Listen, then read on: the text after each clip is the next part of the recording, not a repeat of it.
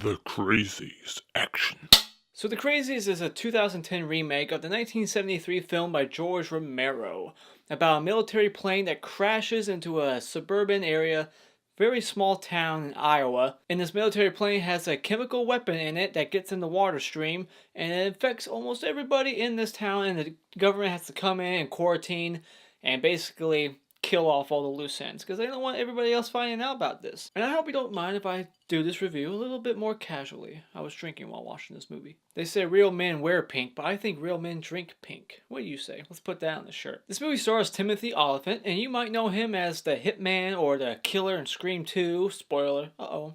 Sorry, did I just spoil that for you? Or you might know him as the bad guy in Die Hard 4 with a vengeance. Or if you're a Call of Duty fan, you know him as the guy who plays Grinch in Modern Warfare 3. This movie also has Danielle Pannabaker. She's one of those girls. She was in the remake of Friday the 13th, and she was in one of those Piranha movies. She kind of has a small role in this movie, and I forget the name of the wife in this movie. Radha Mitchell was her name, something like that. And since this is a remake, this does have a couple of cameos to the original. There's a woman who's on a bicycle. She's like clearly out of her noggin, and she's just singing on her bicycle, just riding around. And that was the main actress from the first movie in 1973. I like the setting for this movie. It takes place in Iowa, and the movie was actually shot in Iowa and parts of Georgia, and it feels more authentic because of that. It wasn't a soundstage at all, and I like a movie that tries to feel authentic. Even like when everyone starts going crazy, it's not traditional zombie-looking people. It's like veins and stuff. They go a different route than just zombies that look like they're just falling apart. They just look veiny, and they actually did a good job making that look realistic. Like I heard behind the scenes, the director was telling the makeup people to look up different viruses and effects and what it might look like. He didn't want it to look, not real. He wanted it to look genuine. So I appreciate a director who cares. This movie pace is pretty good. Like when this movie starts, it automatically just jumps right into it. It starts with a baseball game, and this crazy guy walks onto field with a shotgun, and they assume he's drunk, but he's not drunk. Right off the bat, you're just like, all right, something's going on clearly, so what's happening? And then it quickly gives you all the pieces of the puzzle. It doesn't really hold anything back from you. It starts peeling all the layers of the onion. They find a plane in the river or marsh area nearby.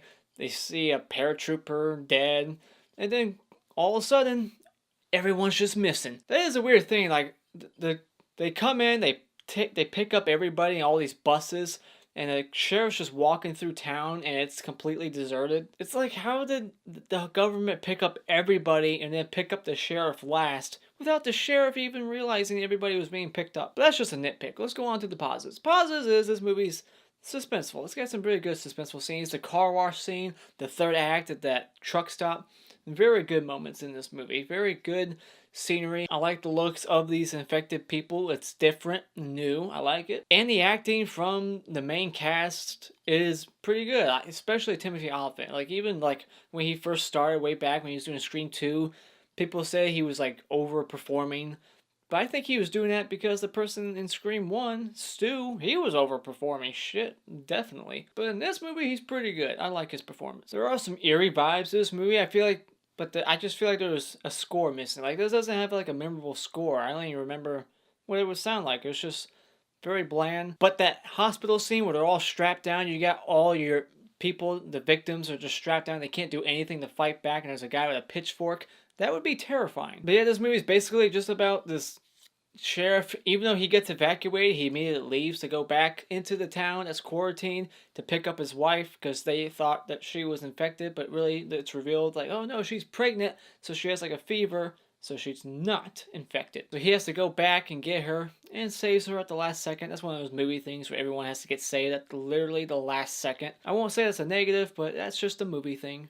Had to point it out. I also want to point out that this movie has a couple of vibes that it gives me. At one moment, you got like these rednecks who later on they're infected, but they're like going around killing people, infected or not infected. They don't care. This place is basically just a lawless anarchy now. Like if you're alive there, you can basically do what the fuck you want. And they're going around just shooting people, and it gave me like that Dead Rising vibe. It felt like the game Dead Rising where you're at the mall and there's zombies, but the people who aren't zombies are just crazy. They're killing people alive or not alive, zombies or not.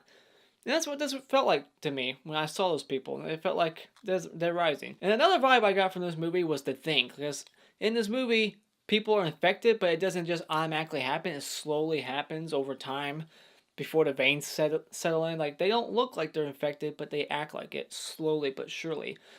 You know, it has like people coughing, or some people, they look a little pale.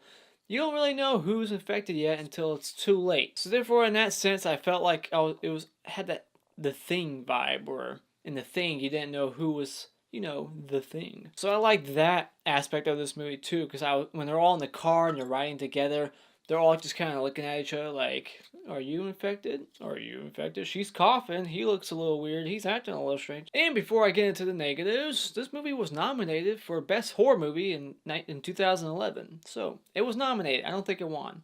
So, negatives. Well, one thing's for sure, this would never fucking happen. The realism of this movie is out the window. I don't think the government would be able to nuke.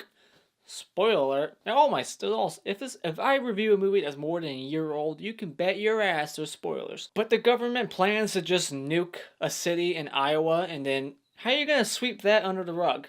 You're not. Some parts of this movie did kind of slow down maybe a little bit, or it just kind of felt like you were watching the same thing. You had to watch them walk across cornfields a bunch. But you know what? It's just, I don't think it was too slow. I think the pacing of this movie is pretty good. So you know what? Scrap that negative. It's not a negative. This movie was decent. Another negative, I guess, is just, if you're a bloodhound or a gorehound, whatever you want to call it, carnage candy, not going to get it in this movie. Just a lot of gunshot wounds. There was one decent kill, but a lot of bodies that are like disemboweled and stuff, you never see that. It's just like a dead body in the corner that looks like it got pretty fucked up, but we didn't get to see it. So this isn't like a bloody movie. So this isn't even really a horror movie. It's more of a science. It's technically, if you go to Google, it tells you it's a mystery science fiction. But I'd say it's more of a thriller. Mystery thriller. Although the mystery is revealed pretty quick. And I also don't like the ending. I feel like, well, one, they're all gonna die of radiation. They're within the blast. Not within the blast, they're right outside of it. And they look at the blast as it happens. In real life, I don't know how close they were to that blast exactly. But in real life, depending on how close you are to the nuke going off, it creates this light, in real life I'm talking, that will melt your eyeballs from your skull. So I'm hoping they were far enough away. Obviously they were, because their eyeballs were fine. But we get this ending where it's like, they plan to nuke a bigger city? Yeah, good luck sweeping that one under the rug. You're just trying your luck now, government. They had this notion in the movie that this virus that was, previously just going through the water. I mean, it was a water supply virus. But yet they keep adding this notion that it's airborne. Well, if it's airborne, our main cast would have been infected by now, because they say it has a 48-hour thing, like an incubation, whatever. Like, if you're still okay a couple days later, you didn't get infected by the water. But yet, all these people are wearing masks, and then some of them are not wearing masks, but they're wearing masks like it's airborne. Obviously, it's not, alright? It's not. So, it never became airborne, so therefore that dialogue, it wasn't necessary. Did the government lie to their own soldiers? Is that what happened? I bet it was. I don't think that's a negative. That's just me trying to poke a hole at the story, or just trying to find something. Because there really isn't that many things wrong with this movie. It's just like, they said it was airborne, but I don't think it really was. But with all that being said, this movie is not a great movie, but it's also not a bad movie. It's right in the middle. So therefore, I think when it comes to the Crazies, it's a good one-time watch, so therefore I think you should just rent it like at Redbox.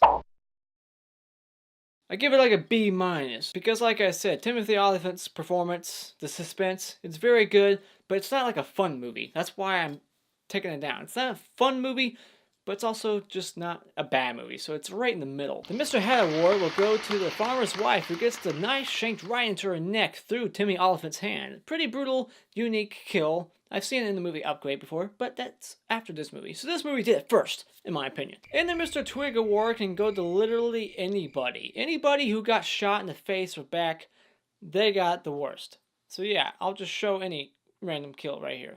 Let's move on. Those are my thoughts on the Crazies. Have you seen this remake of the classic by George Romero? Let me know what you thought about in the comments below. And as always, if you enjoyed this review, you can see more by clicking on my cartoon beautiful face in 5 seconds for more. And until next time, auf Wiedersehen.